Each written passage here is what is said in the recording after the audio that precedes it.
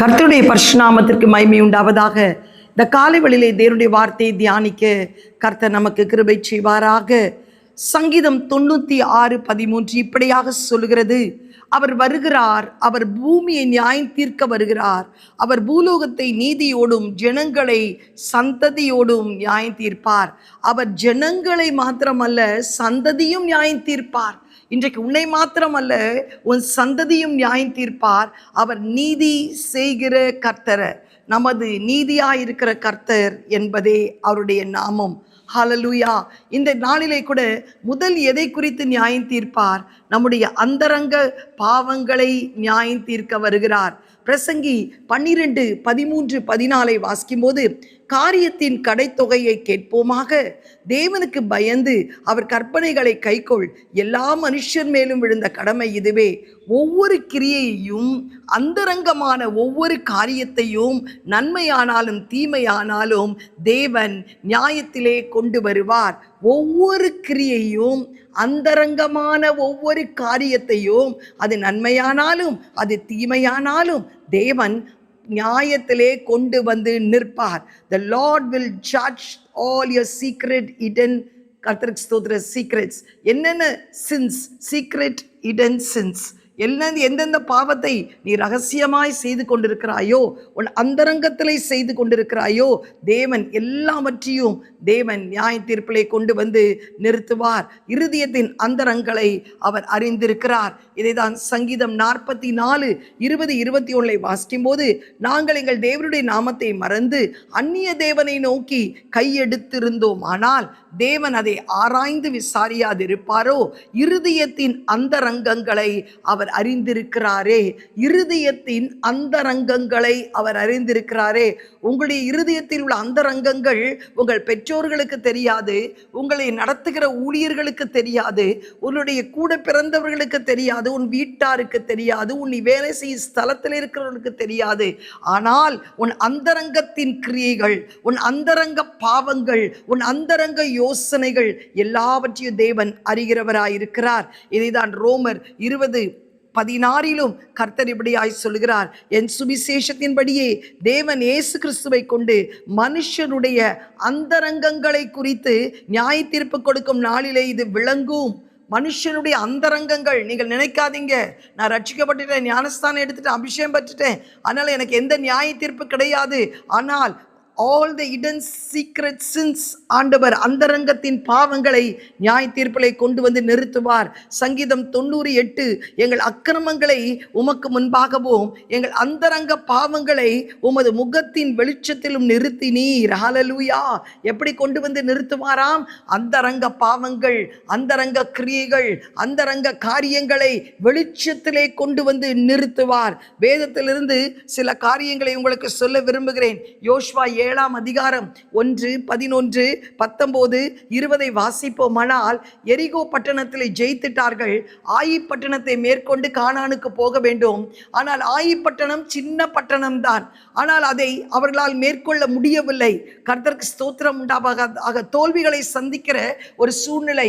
அப்பொழுது யோசுவா ஆண்டவரை நோக்கி கதறி அழுகிறார்: ஆண்டவரே, யோர்தானிலே கடந்து வந்து விட்டோம், எரிகோவையும் ஜெயித்தோம், ஆனால் ஆயி பட்டணத்தை எங்களால் ஜெயிக்க முடியவில்லையே, நாங்கள் முறிந்தோடுகிறோமே என்று சொல்லி வேதனையோடு ஆண்டவருடைய சமூகத்திலே அவன் கதறி அழுகும் போது, ஆண்டவர் யோசுவாவை பார்த்து சொல்கிறார்: உன் பாதரட்சைகளை கழற்றி போடு, இதோ உன்னோடு கூட இருக்கிற ஒரு மனிதன், நான் சாபத்தீடானது ஒன்றையும் எடுக்கக்கூடாது எரிகோவை அழிக்கும் போது என்று சொல்லும் போது, உன்னோடு கூட இருக்கிற ஒரு வாலிபன் சாபத்தீடான பொருட்களை அவன் கூடாரத்தின் மறைவிலே வைத்திருக்கிறான் என்று சொல்லுகிறார். யார் அவன் என்று சொல்லும் போது, வம்சம் வம்சமாக, கோத்திர கோத்திரமாக, குடும்பம் குடும்பமாக பிரித்த போது ஆண்டவர் ஆகானை வெளிப்படுத்துகிறார். ஆகானை யோசுவா விசாரித்த போது, ஆகான் தன் பாவங்களை அவன் சொல்லுகிறான். அவனுடைய கூடாரத்திலே பூமியிலே தோண்டி அந்த எரிகோவிலிருந்து கொண்டு வந்த வெள்ளை போலங்கள், சால்வைகள், பொன் பொருட்கள் எல்லாவற்றையும், வெள்ளி எல்லாவற்றையும் அந்த பூமிக்கு அடியிலே கூடாரத்திலே ஒளித்து வைத்திருந்தான். இது யோசுவாவுக்கு தெரியாது, அவனோடு கூட இருந்தவர்களுக்கு தெரியாது. நீங்க நினைக்கலாம் நீங்க செய்யறது யாருக்குமே தெரியாதுன்னு. ஆனா ஒருத்தர் மேல இருந்து பார்த்துக்கிட்டே இருக்கிறார். அவருக்கு எந்த விதத்திலும் நாம் மறைக்கவே முடியாது. பூமி எங்கும் சுற்றி திரிகிற 7 கண்களை உடைய நம்முடைய தேவன் நம்முடைய அந்தரங்கங்களை பார்க்கிறார். உடனே அதை எடுத்து அவனை யோசுவா ஆகானை கல்லெறிந்து கொன்ற போது அவர்கள் அந்த ஆயி பட்டணத்திற்கு நேராய் கையை நீட்டின போது அந்த ஆயியை அவர்கள் சுதந்தரிக்க கிருபை செய்தார்கள்.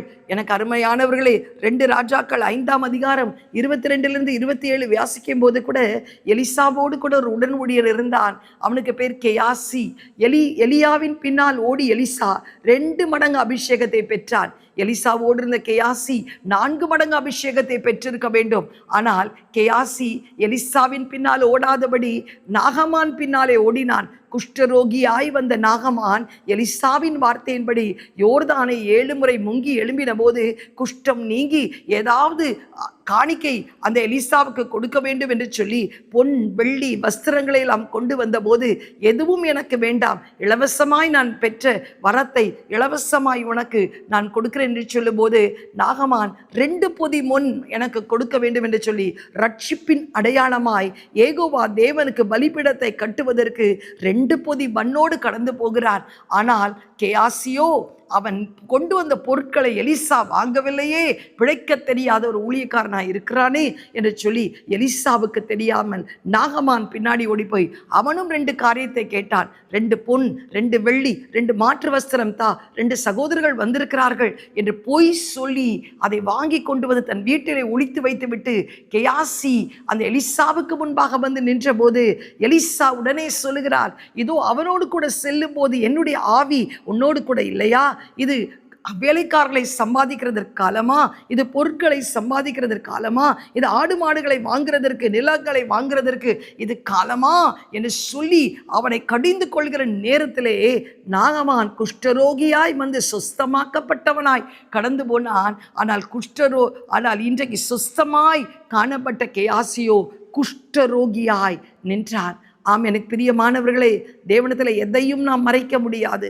அன்றைக்கு ராக்கேல் கூட தன் தாப்பன் லாபான் வந்து என் விக்கிரகங்களை திருடி கொண்டு வந்து விட்டீர்கள் என்று சொல்லும்போது யாக்கோப்பு சொல்லுகிறார், எல்லாருடைய கூடாரத்தை பார், யார் திருடி கொண்டு வந்திருப்பார்கள் என்று சொல்லி.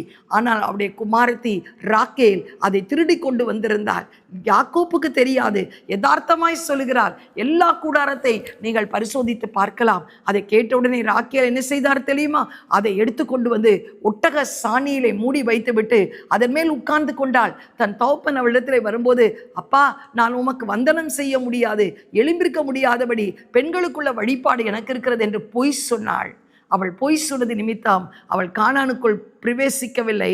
வழியிலே ராமாவிலே அவள் பிள்ளை பெரு கடந்து வந்தபோது பென்யமீனை பெற்றபோது அவள் மரித்து போகிறதை நாம் பார்க்கிறோம். ஆம், எனக்கு பிரியமானவர்களே, சமாரியா ஸ்திரீ யோவான் சுவிசேஷம் 4ஆம் அதிகாரத்திலே அந்த தண்ணீர் முள்ள வந்தபோது, இதோ நான் தாகமாயிருக்கிறேன், தண்ணீர் தா என்று சொல்லும்போது கர்த்தருக்கு ஸ்தோத்திரம் உண்டாவதாக, இதோ நான் கொடுக்கும் தண்ணீரோ ஒருபோதும் தாகமடையாது என்று சொல்லும்போது அந்த தண்ணீரை எனக்கு தா என்று அவள் கேட்டபோது, உன் புருஷனை அழைத்து கொண்டு வா, எனக்கு புருஷன் இல்லை என்று சொன்னார். அப்பொழுது அவர் சொன்னார், இப்பொழுது இருக்கிறவன் உனக்கு புருஷன் இல்லை, 4 பேர் ஆயிற்று என்று சொல்லி சரியாய் அவள் அந்தரங்க பாவங்களை வெளிப்படுத்தின போது மேசையாவை கண்டேன் என்று குடத்தை வைத்துவிட்டு ஊருக்குள் சென்று சுவிசேஷத்தை சாட்சியாய் அறிவிக்கிறதை நாம் பார்க்கிறோம். எனக்கு அருமையானவர்களே, இந்த காலை வேளையிலே உன் அந்தரங்க பாவங்கள் எப்படிப்பட்டதாய் இருந்தாலும் அந்த அந்தரங்க பாவங்களை கர்த்தர் வெளியரங்கமாக்க வல்லமை உள்ளவராய் இருக்கிறார். கர்த்தருக்கு ஸ்தோத்திரம் உண்டு. அந்தரங்கங்களை நியாயத்தீர்ப்பு நாளிலே நியாயம் தீர்ப்பேன் என்று சொல்கிறார். அந்தரங்க பாவங்கள் உடைய முகத்தின் வெளிச்சத்திலே கொண்டு வந்து நிறுத்துவேன் என்று கர்த்தர் சொல்லுகிறார். ஹல்லேலூயா, கர்த்தருக்கு ஸ்தோத்திரம் உண்டாவதாக. தேவன் அந்த இருதயத்தின் அந்தரங்களை ஆராய்ந்து பார்க்கிறவராய் இருக்கிறேன். உன்னுடைய கிரியைகளில் அந்தரங்கமான ஒவ்வொரு காரியத்தையும் நன்மையானாலும் தீமையான நியாய தீர்ப்பிலை கொண்டு வந்து நிறுத்துவேன் என்று கர்த்தர் சொல்கிறார். உனக்குள்ளே இந்த காலை வேளை இந்த வசனத்தை கேட்கிறேன், நீ உனக்குள்ளே அந்தரங்க பாவம் இருக்குமானால் உன் முகத்திலே இருள் காணப்படும். ஆனால் உன்னுடைய அந்தரங்க பாவங்களை நீ அறிக்கையிட்டு பரிசுத்தம் உன் இருதயத்திலே காணப்படுமானால் உன் முகம் பிரகாசிக்கும். இன்றைக்கு உன் முகம் இருளா இருக்கிறதா? பிரகாசிக்கிறதா? இருள் என்றால் உன் அந்தரங்கம் பாவத்திலே காணப்படுகிறது. ஆனால் பிரகாசிக்கிறது என்றால் அது பரிசுத்தமாய் காணப்படுகிறது. கண்களை மூடி ஜெபிப்போமா? நாம் ஒரு கேயாசியை போல் அல்ல, நாம் கர்த்தருக்கு ஸ்தோத்திரம் உண்டா ஒரு சமாரிய ஸ்திரியை போல் அல்ல, ஒரு ஆகானை போல் அல்ல, கர்த்தருக்கு ஸ்தோத்திரம் ஒரு ராக்கேலை போல் அல்ல. நம்முடைய அந்தரங்க பாவங்கள் எல்லாவற்றையும் அறிக்கையிட்டு தேவனிடத்தில் இரக்கம் பெற நியாய தீர்ப்பு நாளிலே நாம் ஆண்டுடைய சிங்காசனத்திலே அவரோடு கூட உட்கார்ந்து ஆளுகை செய்யத்தக்கதாக நம்முடைய அந்தரங்க பாவங்களை இன்றைக்கு அறிக்கையிடுவோம். எங்களை அதிகமாய் நேசிக்கிற நல்ல தகப்பனே, இந்த காலை வேளைக்காய் நன்றியோடு ஸ்தோத்தரிக்கிறோம். எங்கள் அந்தரங்க பாவங்களை நீர் அறிந்திருக்கிற தேவனாய் இருக்கிறீரப்பா. அதை நியாயத்திலே கொண்டு வந்து நிறுத்துவேன் என்று சொன்னீர். உடைய இருதயத்தின் அந்தரங்கங்களை நான் வெளிச்சமாக்குவேன் என்று சொன்னீரப்பா. ஆண்டவரே, உடைய அந்தரங்க இருதயத்தில் உள்ள அந்தரங்க கிரியைகளை எல்லாம் நான் வெளியரங்கமாக்குவேன் என்று சொன்னீரப்பா. என் தேவனே, இந்த காலை வேளையிலும் எப்படிப்பட்ட அந்தரங்க கிரியைகள் எங்கள் வாழ்க்கையிலே காணப்பட்டாலும் இனி அதை நாங்கள் ஒழித்து மறைத்து ஆகானை போல் அல்ல ஆண்டவரே, ஏசப்பா கேயாசியை போல் அல்ல ஆண்டவரே, சமாரியா ஸ்திரியை போல் அல்ல ஆண்டவரே, ஏசப்பா ஒரு ராக்கேலை போல் அல்ல. எங்கள் அந்தரங்க கிரியைகள் நிச்சயமாய் வெளியரங்கமாகும் என்று நிச்சயத்தோடு அது நியாய தீர்ப்பு நாளிலே அது வெளியரங்கமாகும் என்று சொல்லி ஆண்டவரே, அந்த பயத்தோடு நாங்கள் எங்கள் பாவங்களை அறிக்கையிட்டு ஆண்டவரே அதிலிருந்து விடுதலை பெற எங்களுக்கு உதவி செய்யும். எந்த விதமான அந்தரங்க பாவங்கள் எங்கள் வாழ்க்கையை எங்களை ஆளுகை செய்யாதபடி காத்துக்கொள்ளும். ஒவ்வொரு நாளும் நாங்கள் நினைக்கணும், அப்பா அந்தரங்கங்களை நியாயத்திருக்கிற தேவன் எங்களோடு கூட இருக்கிறீர் என்று சொல்லி நாங்கள் ஆண்டவரே எல்லா அந்தரங்க பாவங்களை ஆண்டவரே வெளியரங்கமாக்குவீர் என்று சொல்லி ஆண்டவரே நாங்கள் அதை அறிக்கையிட உதவி செய்யும். இயேசுவின் மூலம் நல்ல பிதாவே, ஆமேன். God bless you. Have a blessed day. Amen.